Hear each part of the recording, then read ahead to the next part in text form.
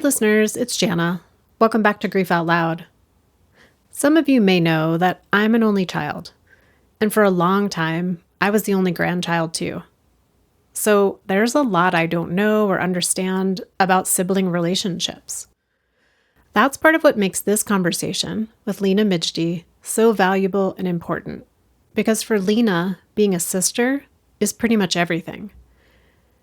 Growing up with her two sisters and younger brother Hamoodi was the foundation for who she is today as a parent, a friend, a daughter, and a sibling. When Hamoodi was killed as a young adult, everything changed for Leena, but not the fact that she was and would always be his older sister. Less than a year after Hamoodi was killed, war broke out in her home country of Sudan, forcing her and her family to flee to Egypt, and adding a whole new level of loss to the grief that she was already carrying. In her new book, Mourning Air, Leena writes about how grief becomes part of everything: the air that you breathe, the way that you move through the world, the person that you become.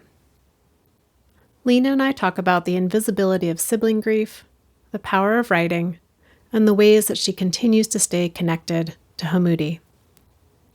Okay, here's our conversation. Leena, thank you for making time to be part of Grief Out Loud. I know it is quite late where you are in Egypt right now. Thank you for having me. I always like to start with the person and the relationship. And you write so much about your brother Hamoodi in your book, Mourning Air. And you write a lot about what it meant to be a sister. So tell us a little bit about that. Like, what did and what does being Hamoodi's sister mean to you? Well, first of all, I have two sisters besides him. He's the only brother, so my relationship to him is, relationship of sister to brother, which is different than sister to sister, and not that it's more special, it's just different. And then we're 10 years apart. So I used to joke with my mom before I had my kids that I don't know how I'm gonna love my kids more than I love my brother, and my younger sister who's 15 years younger than me, and Hamoodi's 10. So like being his sister and my younger sister, Summer, being their sister for me, I feel like taught me so much about life. I feel like I grew up being their sister. Like it he writes in one of his poems that he dedicated to me and my sisters, and in one of the lines he says, "You've raised me." But I really feel like he raised me Mm. and my other sister, because even now with my sons, there's so many things that like I in ways that I deal with them that I refer back to how I used to deal with Hamoodi when he was little. So he kind of like being his sister infiltrates so many other roles in my life, like me being a mother has me being Hamoodi's sister in it. Me being a sister to my other sisters has me being Hamoodi's sister in it. Um, Even me being a friend has the way I was with him. He was so lighthearted, and he always gave people the benefit of the doubt. He taught me that. He taught me how to give people the benefit of the doubt. I don't really know if I could answer that in like one sentence or but I feel like it's just there in so many in every role that I play in my life. It's just so integral to your identity and how you are in the world and how you relate to other people. Yeah, you said it. You said it perfectly. Well, you gave us a little window into what Hamoodi meant and means to you, and a little bit about what he was like. But could you share a bit more? Like, what was he like as a child? What was he like as a young adult? He was so fun as a child. He was really, really fun. He wanted to play all the time. When he started to get like 8, 9, 10 years old, he got kind of annoying. He had those like annoying little brother things. He didn't have a sibling that was his age, so he wanted me and my sister Sarah to play with him all the time, and we didn't want to. When he started playing video games, he'd want us to just watch him. He knew we weren't going to play with him, so he would be like, "Just come watch me play. Just come watch me play." When they were still in California because they moved back to Sudan before my sister and I did, he used to go around like in the neighborhood and he would look for kids that were his age to play with. He was so friendly. He was the kind of kid that, you know how some kids like to just hang around either kids their age or kids older than them, but when they get around younger kids, they kind of want to feel like, oh, I'm the cool older kid. I'm too cool for you.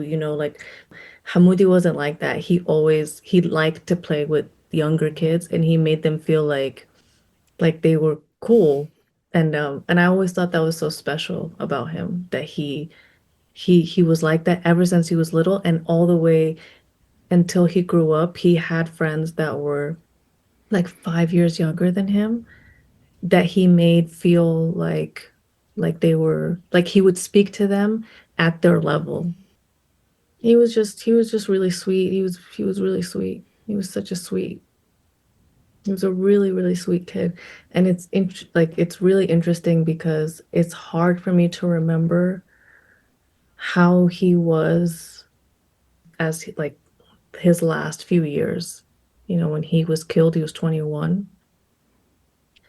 And I feel like because he was killed young, my mind kind of just went back to his very, very young ages, and I'm just kind of stuck there. And it's been 3 years, but I'm still kind of just there, like him as a baby, and him as but like him as an adult, I'm it's still like it got kind of hazy, for me. That's so common for folks, that sometimes it's like all I can remember is what they were like in their last couple of years, or all I can remember is what they were like as a child. What was going on in your brother's life around the time that he was killed? He was visiting. He went to MIT, and he was visiting Sudan. So we went to California that summer, early in the summer. As a family, we stayed there for about a month, and then we came back together. He was supposed to go back like the next week or like 4 or 5 days later. He was visiting one of his friends. He was at a friend's house, and they got a call from one of their other friends that something had happened to him at like a family. It's kind of like a family country club type of thing. So they went to go see what was going on with their friend there. And when they got there, the security guard basically pulled out a rifle and started shooting. And three three of them were shot, but he was the only one that died. What what do you remember about hearing the news that he was shot?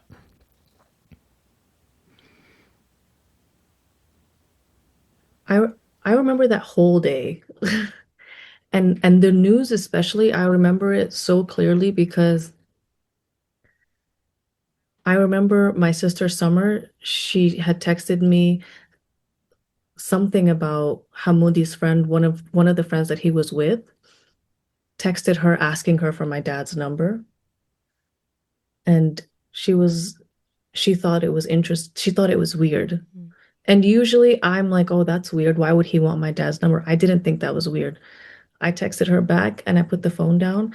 And 2 minutes later, or not even 2 minutes later, I put the phone down and then my mom's phone rang. And I handed my mom the phone and I went in the room to go use the bathroom. And then I heard my mom screaming. And then I came out and she was she was sitting on the couch and I took the phone from her and I was like, Mama, what's wrong? She couldn't say anything. So I just grabbed her and I took the phone from her and it was my dad. And he was just saying, Hamoodi was shot. Hamoodi was killed. And I just put the phone down and I ran and I got my shoes on and I left. I just left the house. And even till now, my mom's like, you didn't wait for me. You didn't wait. You didn't take me, you left me. She actually just brought that up last week. And I'm like, Mom, I'm sorry. I wasn't thinking. Um, I don't even, I don't think I understood. I don't even think I understood what he was saying because I didn't know where I was going until I got in the car and I called my dad back and I was like, where are you? Like, what hospital are you in? Yeah, I just went. I just left. Yeah, it was really awful. So you just had this instinct to go to him wherever he was. Yeah, and I felt like I needed to be with him. I had to I had to stay with him. Like I remember the I don't know what they were, if they were police or they were I don't know what they were, but they had to search his like body to see if there were like any bullets left or anything like that. And I remember he was in the he was still in the emergency room and there were a lot of people around him and they made everybody leave. And I remember telling them I'm not gonna leave. And I remember thinking, I can't leave him by himself. Like I have to be with him. I have to be with him when they do this. I can't leave him. I have to be with him. And I remember telling him that like I was saying things to him and I felt like he could hear me. I'm sure he could. And what happened after that? Um, After that they had to like cover him up.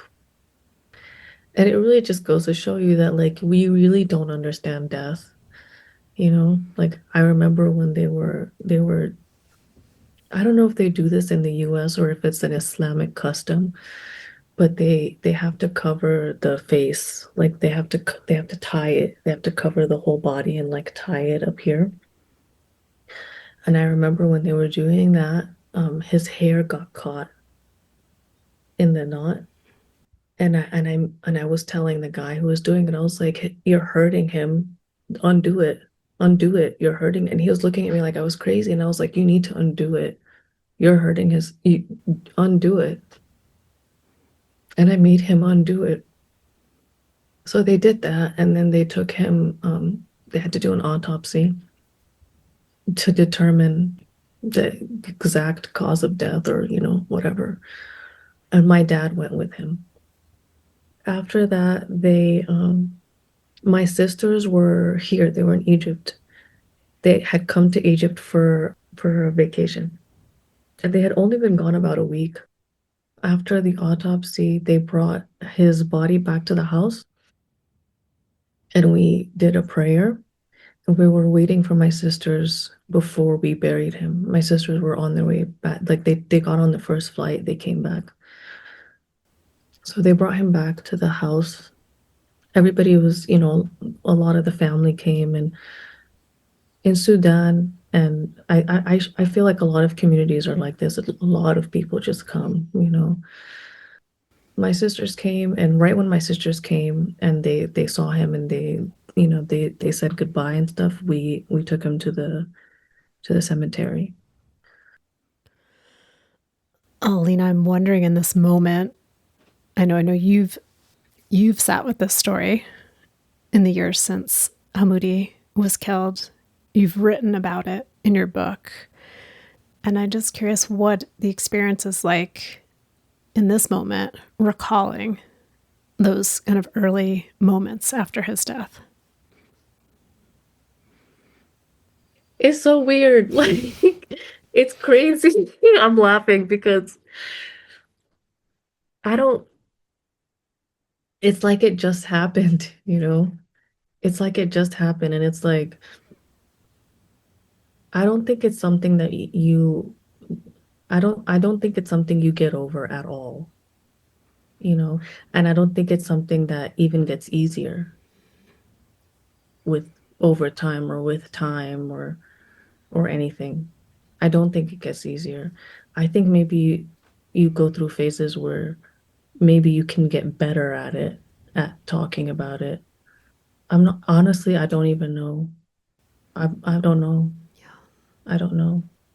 So in a sense, it jettisons you right back to the moment, feeling it again, Yeah, experiencing it again. yeah, yeah. And maybe like maybe your brain feels safe enough to open up a little piece because I remember there were times, especially in the early months where I didn't cry at all. And people would sit there and there was so much going on and I could hear so much and see so much and hear other people talk about him and I would be completely not fine. In the inside, I was like dead. But on the outside, I there was no expression of grief like on the outside.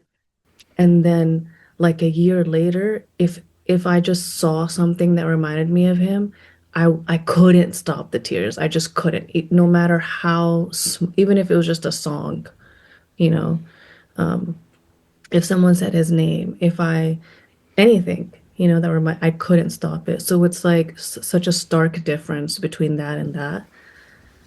And I don't really know what it is, but I don't know. I think in the beginning I was trying very hard to just hold myself together and quote unquote be strong and yeah. Well, that leads me to this kind of bigger, broad question of we talked a lot about what it meant and means to you to be a sibling. And then there's this idea of when a sibling dies, there's oftentimes other family members, parents, who are getting the majority of the attention. You know, you mentioned in Sudan, like everybody shows up, the neighbors, the family, the friends, and a lot of times the attention's on parents or grandparents, and the siblings sometimes are a little bit in the background for that. And I wondered what it's been like for you, or what you think might stand out as being unique about grieving for a sibling. Yeah. Yeah. I mean, everyone showed up for my parents, definitely. And they needed, and they still need that. There's no question there. Um, and that's like a blessing that everybody showed up for them and everybody continues to show up for them, you know, which is a huge blessing. My sister and I, people people like not only did not show up, they did the opposite. They were very dismissive of our grief, almost to say, not almost to say, some people explicitly said, get over it, like he's not your son. Some lady was like, what did she say? Something like, like that. Like, she did this, like she shrugged her shoulders.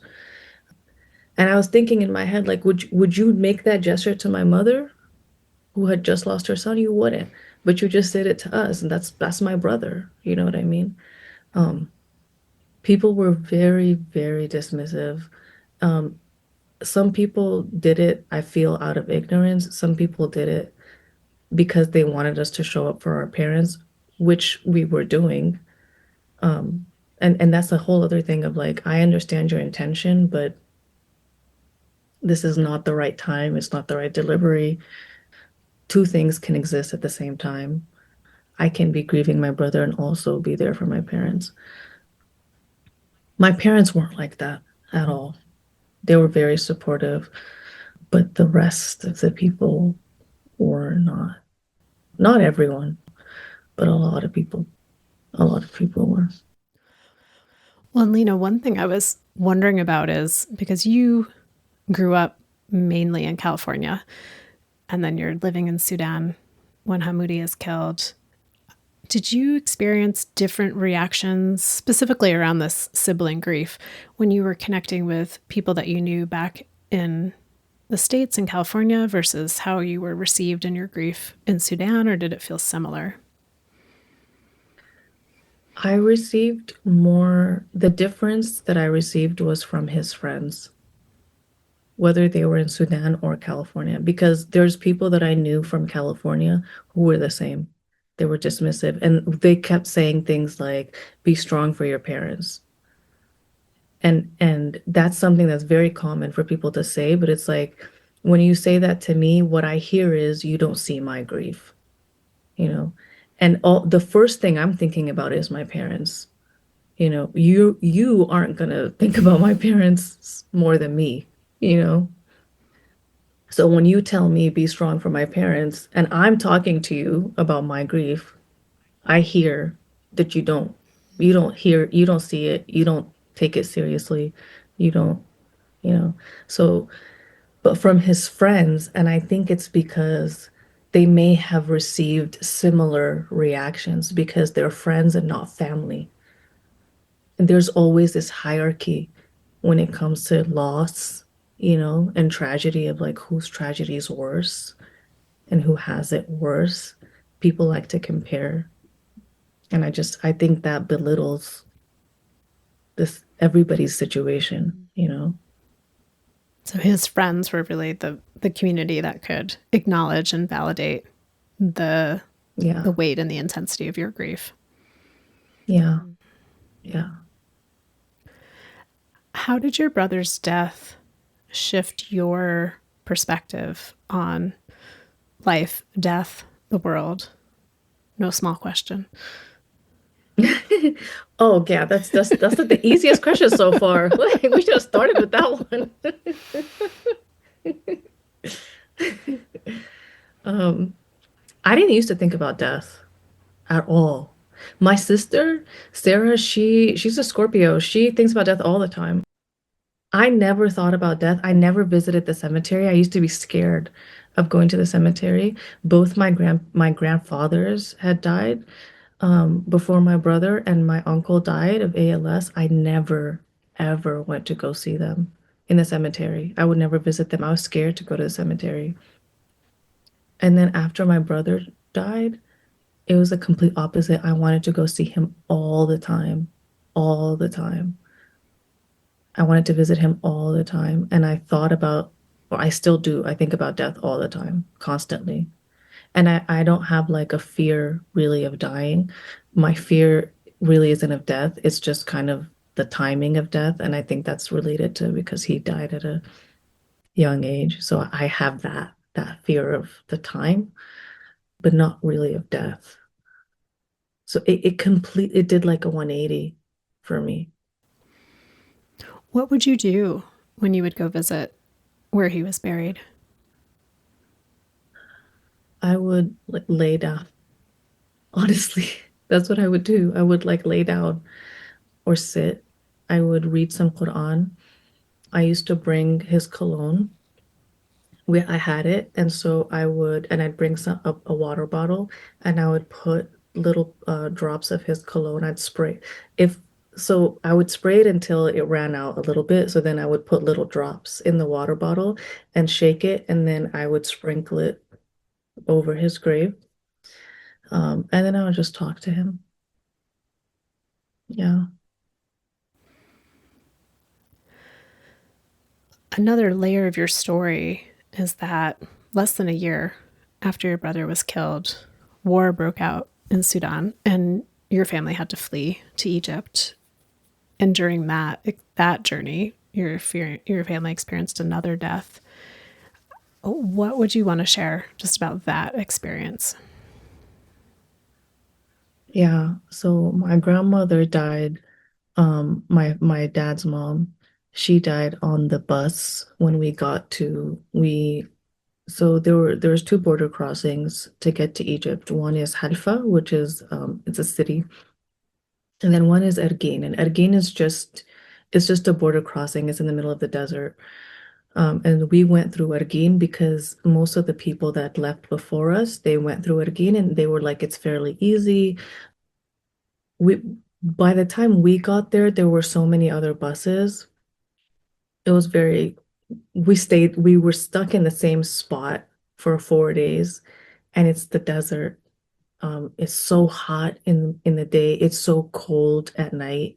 We weren't prepared for all of that. We didn't think that it would be a days long trip. We thought it would be a day. My grandmother died there. It was surreal, honestly. It was just really surreal. I didn't really believe it when it happened. It was one of those things that's like, how is this real? How, you know what I mean? How is this real? So we had to take her back to the nearest city from the border crossing, which was 4 hours away, to bury her. And then we buried her. And then, or my dad did, me and my sisters didn't make it in time. Then we went to Hadfa, the other border crossing, to cross. So I don't know. To be honest with you, I don't even think I've really processed that. The whole trip was so difficult, and it just took so much physically and mentally. And I kind of just blocked it out after we got here. So much so that when I remember when I started seeing a therapist online when I got to Egypt, and I forgot to tell her about the trip and that we lost my grandmother on the way. I forgot. That was the biggest thing that had just happened, you know, and it just, you know, yeah, It's like already something so stressful and intense and heartbreaking and scary. And then to have a family member die in the midst of that, it makes total sense to me that your entire system would have been overloaded. yeah, yeah. Like we kind of we just wanted to get somewhere safe. That's really all we wanted. We just wanted to get somewhere safe. And then when we did, I feel like we still didn't fully believe that we were safe. You know, that we all had like a physical reaction. Like we had like I remember I'd close my eyes and I would shake physically, like I would shake, you know, when I close my eyes. Um, yeah, Well, and I'm imagining each of you going into that experience already carrying the grief and the trauma of your brother's death. And then into the, like to just add on to that, the intensifying experience of that. yeah, yeah, It also, you talk about this in your book, Mourning Air, of how hard it was then to leave your brother behind in Sudan, that he was buried there. And I just wonder, yeah, how have you been sitting with that? yeah. That was the first thought that came in my head when everything happened in Sudan. People started to leave right away. We didn't leave right away. We left 10 days later. My first thought was because I remember I told you I was going to see him all the time. And I was like, how are we gonna take him? How are we gonna take him with us? You know, we can't leave him. You know, we can't I felt like we were leaving him, you know, if we left. And then there was a part of me that was like, well then if I'm gonna die, I'm gonna die anyway. I might as well die here. You know, it's fine. It's okay. I'll stay. I don't have to leave. And to be completely honest with you, if I didn't have my kids, I wouldn't have tried. I don't think I would have tried to leave if I didn't have if it were if I didn't have my kids. I had this like feeling of if I'm gonna die, I'm gonna die, you know, whether I leave or not. And I want to be here with him. I don't want to leave him. And it sounds crazy and it sounds so absurd, but that's how it felt. But I had my kids, you know, and I was like, they don't deserve this. They need to be safe. I need to protect them. So yeah, so I mean, they were protecting me. And they were really your motivation to They to were. make that escape. Yeah. Yeah. How do you stay connected to Hamoodi now that you are in a different country than where he's buried? Okay, I'm gonna sound so crazy, but I talk to him so much. I talk to him all the time. Like before I go to sleep, I talk to him. I talk to him in the morning, and I always ask for signs. Like I ask for signs like if you hear me, send me, like a white butterfly, and I'll see a white butterfly or a few of them, and there's this bird that always comes in our backyard in the morning when we're all sitting together. If we're not all sitting together, I know it sounds crazy, but I swear to you, I swear, when we're all sitting together, that bird comes and it's just like walking around the backyard, and I think it's him. But like I see him, I see him in so many different things. And like, I don't know, I truly, truly, truly believe that his soul is everywhere, that souls are connected.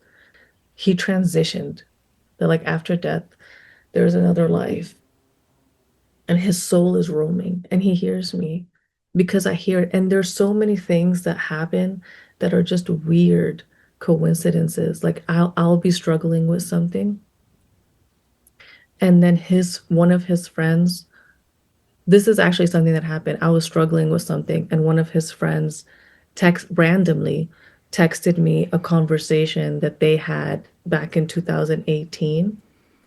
She was like, I don't know why, I just had a feeling I should send you this conversation. And in the conversation was something that was exactly what I needed to help me with what I was. And the thing I was struggling with wasn't something personal, it was something I needed for work. And I was like, thank you, Hamoodi. Like, you know what I mean? Like, so I feel like we get attached to places and things like that, but things are so much bigger than that. I would love to go visit him at his grave. I would love to. But he's not there. He's not just there. He's everywhere. Mm. So he's continued to find you. Yes, Mm. yeah. Did you talk with him about this upcoming conversation for Grief Out Loud? Are you kidding?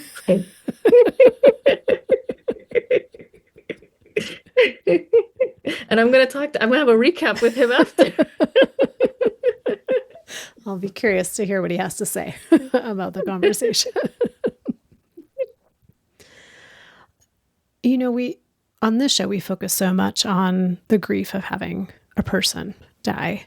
And then there's also these other levels of grief, of grieving for a country or a culture or even just a sense of home. And what do you think is important for people to understand about that type of grief?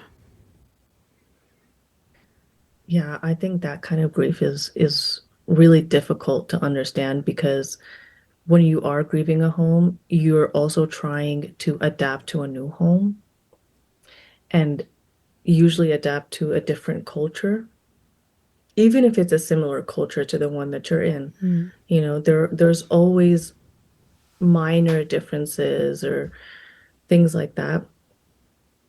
I think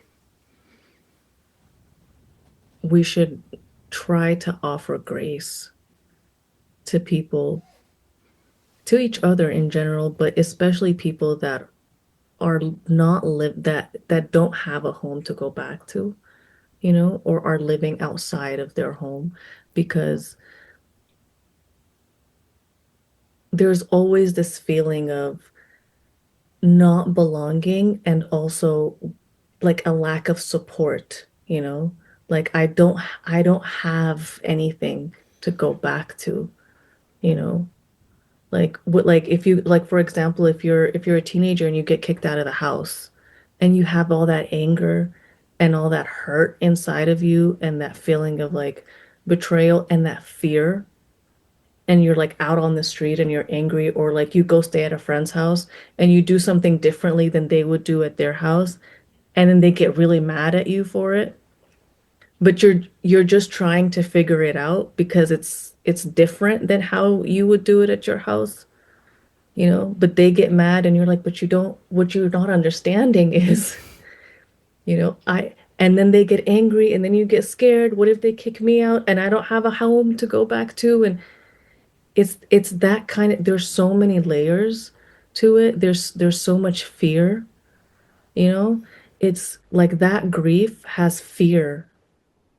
There's so much fear and there's anger, but more than the anger, there's fear. And there's obviously sadness that comes with the grief, but it's fear because it's like, where am I gonna go? And you're trying to make home everywhere, but if you don't like so much of well-being isn't just individual, it's community. So the community that you're in, if they aren't welcoming, it doesn't matter what you do. So just offering one another grace and understanding, you know, and trying to understand, you know, how we can relate to each other because we can all relate to each other. You know, like there's differences in culture and all of that, but there are so many similarities.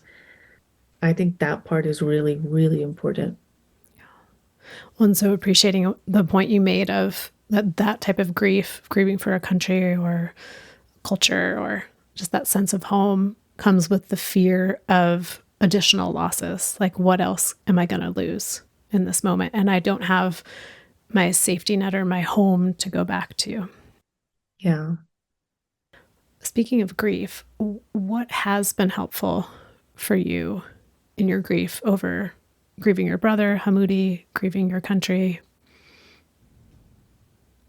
Writing about it for sure.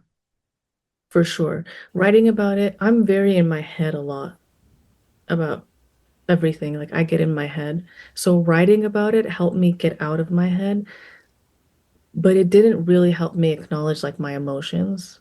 It just helped me write them and get clear my head because my head was just so condensed, you know? So when I writing helped clear my head, and then once my head was clear, I started feeling everything. And I think that's why I started crying all the time. Um, Writing helped me clear my head, and then talking about it with people that I trusted that actually saw me, you know, and my grief. Not people that just anyone, but you know, people that are close to me and understood me, helped me. And honestly, like prayer helped me, meditation, things that were like, and things that were like physical, like with my body, like doing, like working out, like getting thing, moving my body, you know, like it sounds so basic, but it really is true. Like you have to continue to move because when you sit there, grief is so heavy and it really it can feel physical, you know, and you sit with it, it'll get heavier and heavier and heavier. And sometimes you do need to sit with it, but you also need it to move through you. It's not gonna go anywhere, you know? Like, but you need it to move, you know? Well, that makes me wonder about the title of your book, Mourning Air, Mourning. I couldn't spell that for a second in my head. And I was just thinking about what you said of like, grief isn't going to go, like, it's not going to leave, but it helps to move it. And I think about that with air, right? Like, ideally, the air's not disappearing, it's still there, but we move through the air. The air moves around us. So, how did you land on your title? Yeah, okay, it's funny story. I, I was thinking about that idea of how like grief changes everything. You know, it changes your entire life, even the things that you might not even notice. They're still touched by grief. And it changes the way you view things. It changes the way you relate to people. It changes the way people relate to you. It's like this thing, like a fog, you know, but not really a fog because like you feel like you're seeing things clearly. Like my chapters are titled the like first breath, second breath, and that was because I wanted to structure it in a way that felt like you were taking breaths, and as you went through the book, you kind of like calming breaths, like the first breath is the hardest. That's why in the book, the first breath, honesty, like has all those stories, the difficult ones. And then I wanted it to be like meditative breaths, as you get to the last ones, you're a bit calmer. So then I was like, oh, what if I title it? I didn't come up with mourning right away. I was thinking grief, along grief. And then I was like, I can't just do grief, like grief, breath, no, exhale, no. I was playing around with words, and then I was like, oh, mourning, mourning is great. And then I was like, morning breath. And I was like, oh no, no, no, that's not gonna work. And then from breath, I was like, oh, morning air. Okay. I got breath, I got air from breath. And then I was like, that's perfect because that's what it is. I got it from breath Mm. because I wanted to talk about the breath, you know. But then when I thought about it, I was like, that is what I'm talking about because it is the air around you that changes. It changes everything about you. It changes everything in your life. It becomes tinged by grief. And I don't want to call it a dark cloud because I don't think of it as a dark cloud. I don't think of grief as a dark cloud at all because I think it's like it's an expression of your love. If you didn't love that person or that place or whatever it is, then you wouldn't grieve it. So why would it be a dark cloud? But it's just it becomes the air around you. And I feel like that's a beautiful thing. Like what you're remember it's remembrance of that person, of that love that you have for that person. Like that grief is their absence. Mm. And that we continue to inhale and exhale that absence the rest of our lives as Yeah. well. Mm. Hmm.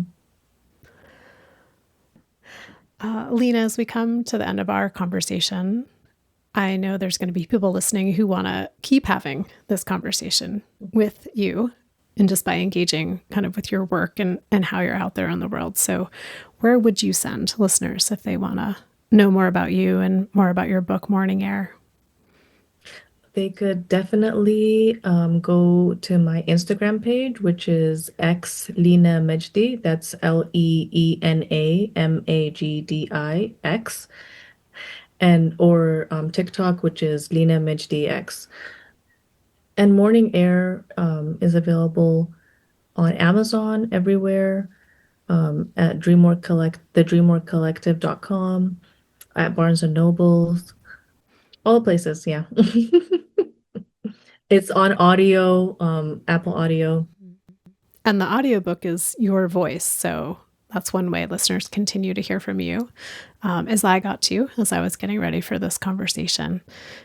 Well, Leena, thank you for taking time to have this interview conversation with me for Grief Out Loud, for your book, Mourning Air, for everything you so openly shared about Hamoodi, your brother, and the grief of your country and just your whole story today. So yeah, feeling really grateful and thankful. Thank you so much for having me. It was my pleasure. It really was. It's such a beautiful conversation.